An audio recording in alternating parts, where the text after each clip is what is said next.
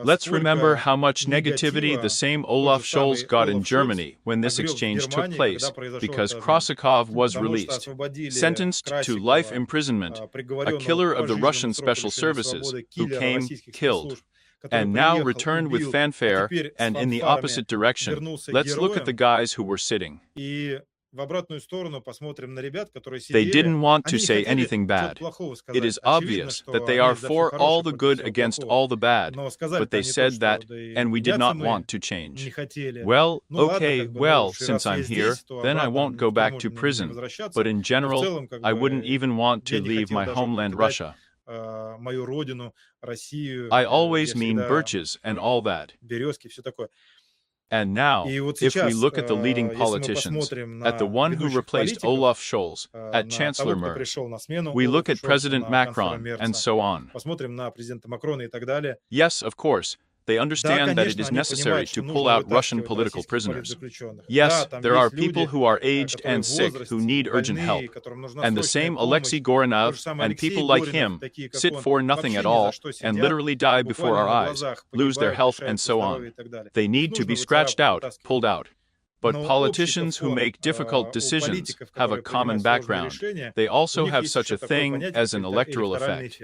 And when you let go of Putin's killer, who has now returned to Moscow, received the rank of general, awards, and will raise another 20, 30, 40 such Krosikov, who right now have already come to Europe, to France, to Germany, to the United States, to kill someone significantly, and moreover from an insider inside the system, says something about the fact that when a few years ago Bortnikov or Narishkin raised the topic of sending one or another brigade to kill someone, and before their eyes there was an example of Krosikov. No matter how many orders they give you, no matter what kind of four-room apartment they give you there on Leninsky Prospect or Komsomolsky Prospect, you will never use them, because they will give you a life sentence of imprisonment. You're going to rot in some German prison for the rest of your days. Maybe not rot, but you definitely won't get out of there. And now they understand the motherland does not abandon its own, the motherland will pull you out anyway, and so on. And now many of those who were afraid, those who want to immediately become lieutenant colonels, colonels and generals from majors, they now agree because they understand, but what? We will go, we will kill someone. There is no need to even run away. It's enough just to stay where you are, surrender to the police, tell about your motivation. You will be immediately entered into this exchange list. And then in Russia colleagues from the FSB will very quickly catch some type of Gershkovich there. They will plant an iconic figure for the Western media. They will take another human rights activist, another employee of the embassy there, and so on. And that's it. And you will be pulled out in a few years, and you. So in general, answer this question. In my opinion, now is not the most favorable situation, and the effect that was here from August of the 24th year. That is, if these people had told what was actually happening in full in the dungeons, and there would have been one specific picture. And when it is clear that you have been prepared for this exchange for the last few months, you were courted, unlike drowned. You were not beaten from morning to evening, and it is clear that somewhere they flirted with you there, and started such heartwarming conversations so that you would then talk at a press conference about normal guys from the FS, or from the FSIN, who, in general, well, just do their job and nothing more. So, of course, I don't think there can be any big grandiose exchange and release. But the only thing that you can hope for such a small needle's eye is a huge ego of Mr. Trump, with the desire of the Nobel Peace Prize, with a desire to do something iconic.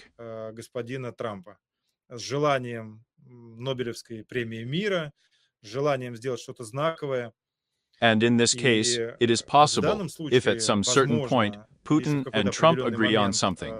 It is quite possible that the Americans will roll out a certain list and really pull out a fairly large number of Russian political prisoners, but definitely not all of them. And probably the latest on this topic. There are political prisoners who are known all over the world thanks to media publications, such as Alexei Goranov now. There are those who are known as Zhenya Berkovich in the creative environment, for example, yes. But there are a large number of the most ordinary people who, according to their beliefs, tried to somehow stop Putin's war machine from the inside and help Ukraine.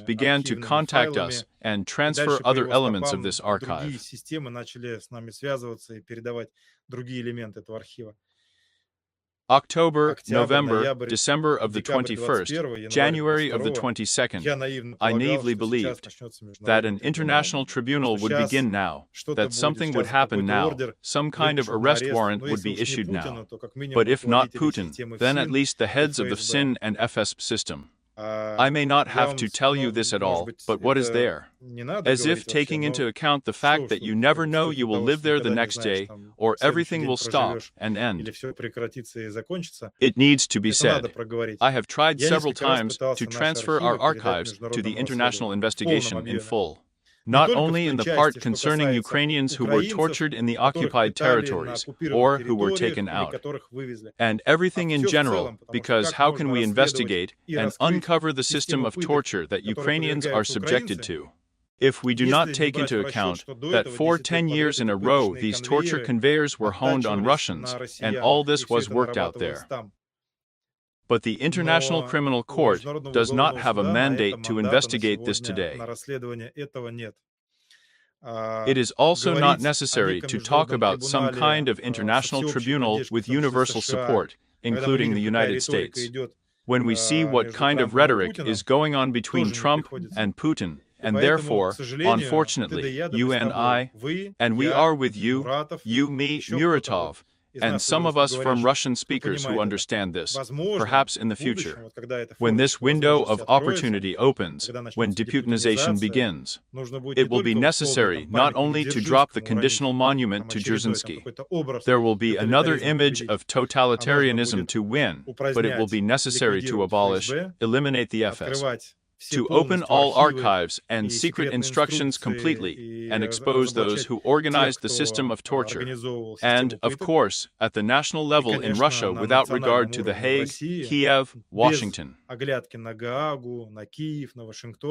In any case, this is a prospect for the Russians themselves, regardless of when it happens in a year, in 5, in 10, or in 15, but to conduct a trial at the national level, because whatever one may say, as a result of these terrible tortures, a huge number of Russians themselves have been killed.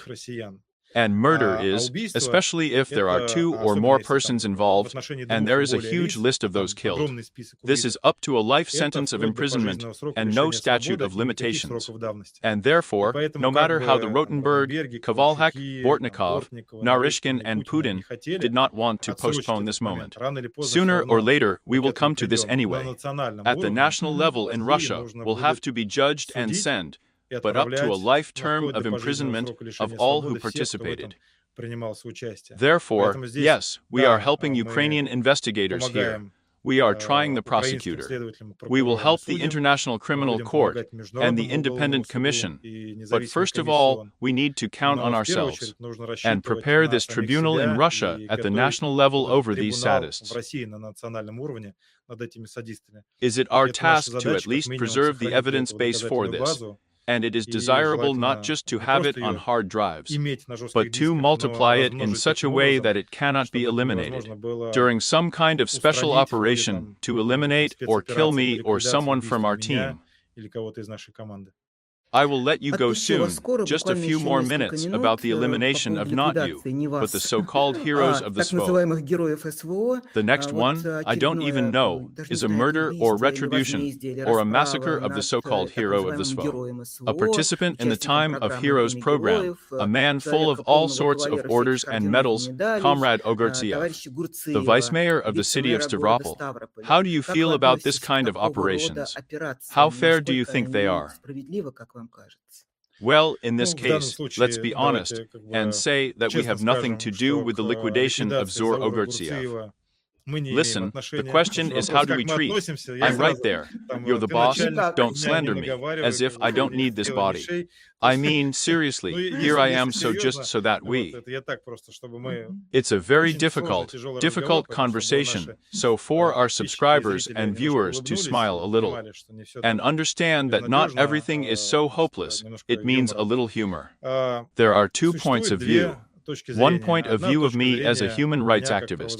Here we stand on the side of the law, human rights, we want them all detained, arrested, tried in The Hague. This is our idealistic picture of the future from the point of view of justice. And I have repeatedly had discussions with people who are engaged in somewhat different types of activities than what the Gulag does not.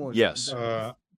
I believe Я that считаю, when we что talk about Russia, about the когда мы говорим про judiciary, Россию, about the про courts, судебную then власть, let our про dear суды, viewer and subscriber то understand пусть that наш the courts in уважаемый Russia зритель и for the подписчик last more поймет, than 5 что years need to be суды taken в in России quotation marks. последние более чем 5 лет нужно брать в кавычки. Well, it's just that. There has been no real fair trial in Russia for a very, very long time. In Russia, an unconstitutional coup d'état was de facto committed when a certain group of people came to power, including Putin and his inner circle, who first seized power of the Federal Security Service, and then used the superpowers of this most powerful Russian special service in order to paralyze all other branches of government and subordinate them to this junta. Therefore, the executive, legislative, and judicial branches of government are all de facto stuffed with agents, by those who are agents of the FS and agents of the junta. It's not necessarily that they will all have a curator in the FS and some kind of snitchy pseudonym name. It is quite possible that some of them are just personal friends, comrades, acquaintances, relatives of the Rotenberg, Kovalchuk, and so on. But the bottom line is that they all form a single system. There has been no court in Russia for many years now, and it is especially sad when many journalists are silent about this, describe events, lawyers come there and arrange a show there, so that everyone thinks that there is some kind of competition between the parties and so on. But in fact, the judges are FS agents in robes. A number of judges left the territory of Russia and contacted us and gave us very interesting and important testimony. First of all, at the time of the decision, when making the decision, they are all so-called federal judges. They are called federal judges because they become judges under the signature of dictator Putin personally. Accordingly, this signature appears only when the plus sign appears from the FS and Vshniky first. And who are these judges? And who are the judges? Basically, these are assistants, court secretaries, and prosecutors, those who have been mired in falsification of court records before, those who, under the control of the special services, copied and participated in the landing of the obviously innocent, those whom the FS has slowly taken on the hook, strung up, and there is a case of operational accounting, and an agent case of the FS there.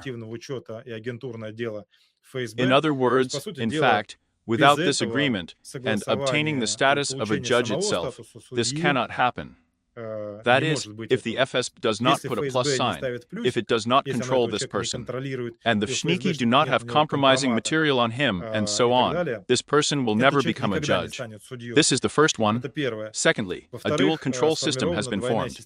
In addition to the curators from the FS, there is a generally accepted practice when, before making a procedural decision, it does not matter if it is a high-profile case, even taking into custody is coordinated with a higher authority. If these are the materials of a criminal case, then the judge will first select the materials of the criminal case, go to a higher instance, meet with those who supervise it, show it, and together they agree on the decision that will be made.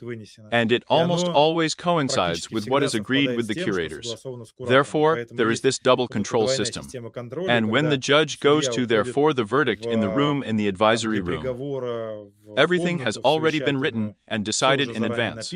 Therefore, when in ordinary cases that do not have resonance, the judge goes into the conference room and 5 seconds later returns back to the appeal stations and mumbles a pre-prepared text.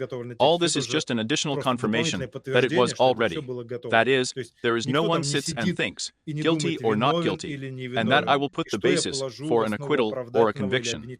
In other words, there are no courts, there is no justice system. A system has been formed that uses the appearance of so-called courts, but in fact legalizes what is taken as a decision in the FS, or in the Department of Internal Policy, if it is at the regional level. If it concerns federal-level oppositionists, journalists, human rights defenders, there, of course, the central apparatuses make decisions.